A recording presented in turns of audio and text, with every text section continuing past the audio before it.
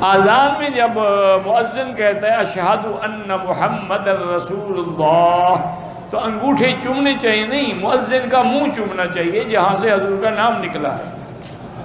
تمہارے انگوٹھوں سے کچھ نکلا ہے کہ چوم رہے ہو؟ اس قدر جہالت کا کوئی علاج ہے دنیا میں؟